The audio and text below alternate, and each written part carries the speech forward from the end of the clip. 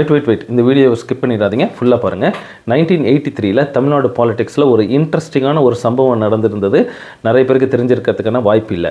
இந்த June July டைமில் delta பாசனங்கள் ஏரியாவில் குறுவை சாகுபடிகள் பயிரிடுவாங்க. அந்த பயிர்கள் எதை நம்பி இருக்குன்னா, கர்நாடகாவிலேருந்து திறந்து விடுற காவேரி தண்ணி நம்பி தான் இந்த விவசாயிகள் பூரா பயிரிடுவாங்க. பட் ஆனால் கர்நாடகாவுக்கும் தமிழ்நாட்டுக்கும் இந்த காவேரி தண்ணியை வச்சு 100 இயர்ஸுக்கு மேலே ஒரு பெரிய டிஸ்பியூட் இருக்குது. ஒவ்வொரு தடவை திறந்து விடும்போது ஒரு பிரச்சனைகள் நடந்துக்கிட்டு தான் இருக்கும். இந்த தலைவர்கள், தமிழ்நாட்டில் இருக்க தலைவர்களுக்கு பெரிய ஹெட்டேக் இதில். ஆனால் 1983 புரட்சி தலைவர் எம்ஜிஆர் அவர்கள் இதை டிஃப்ரெண்ட்டான ஆங்கிளில் அப்ரோச் பண்ணார்.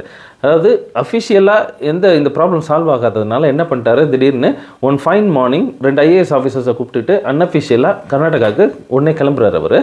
ஆனால் கிளம்புறதுக்கு முன்னாடி அவரோட ஃப்ரெண்டு அங்கே எஜுகேஷன் மினிஸ்டர் கர்நாடகாவில் ரகுபதி அவர்களுக்கு இன்ஃபார்ம் பண்ணுறாரு. நான் கர்நாடகா ஏர்போர்ட்டை ரீச் பண்ணிடுறாங்க. ரகுபதி அவர்கள் ரிசீவ் பண்ணிடுறாரு எம்ஜிஆர் அவர்களை. அந்த 2 IAS ஆஃபீஸர்ஸை கவர்மெண்ட் வண்டியில் அனுப்பி விட்டுறாங்க. ரகுபதியோட பர்சனல் காரில் எம்ஜிஆர் அவர்களை கூட்டிகிட்டு அவர் வீட்டுக்கு கூட்டி போயிடுறாரு. ரகுபதி அவங்க அம்மாவுக்கு எம்ஜிஆர் நல்லா தெரியும். வரவேற்றுட்டு இல்லை பேசிட்டு சாப்பிட உட்காருங்க அப்படின்னு சொல்கிறாங்க. கேஷுவலாக பேசிட்டு எம்ஜிஆர் அவர்கள் சாப்பிட்டுட்டு இருக்கும்போது விக்கல் வருது அவருக்கு. விக்கல் வந்தோடனே ரகுபதி அவங்க சொல்கிறாங்க, விக்கல் வருது, தண்ணி குடிங்கன்றாரு. இல்லை நான் குடிச்சிக்கிறேன் அப்படின்னு சொல்லிட்டு மேலும் சாப்பிட்டுட்டே இருக்கிறாரு.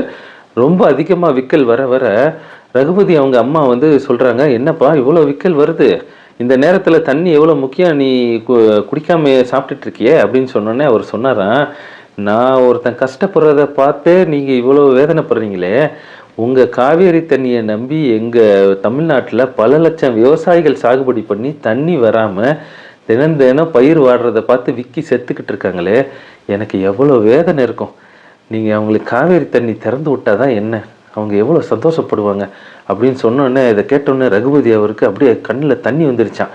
கேட்டுட்டு இதுதான் சரி ரைட்டு, இதை சேங்ஷன் பண்ணுறது முதலமைச்சர் அவர்கள். அவர் இப்போ ஹாஸ்பிட்டல் அட்மிஷனில் இருக்கிறாரு. ராமகிருஷ்ணா ஹெக்டே அப்படின்றவர் இருந்தார். உடனே ஹாஸ்பிட்டலுக்கு எம்ஜிஆரை கூப்பிட்டு போய் எம்ஜிஆருக்காக அவர் வாதாடி சீஃப் மினிஸ்டர்கிட்ட கையெழுத்து வாங்கி இம்மீடியட்டாக சேங்ஷன் பண்ணி தண்ணியை திறந்து விட்டாங்களாம். இந்த தலைவர்கள் மக்களுக்காக ஒரு சீஃப் மினிஸ்டருங்க அவர் போய் அவ்வளோ தூரம் போய் பண்ணார் பார்த்தீங்களா.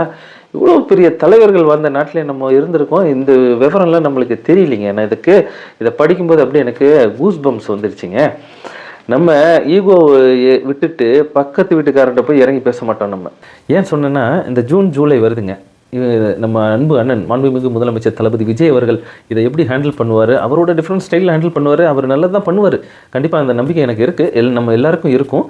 ஸோ அவரோட ஸ்டைல் என்னன்றது பார்க்கலாம்.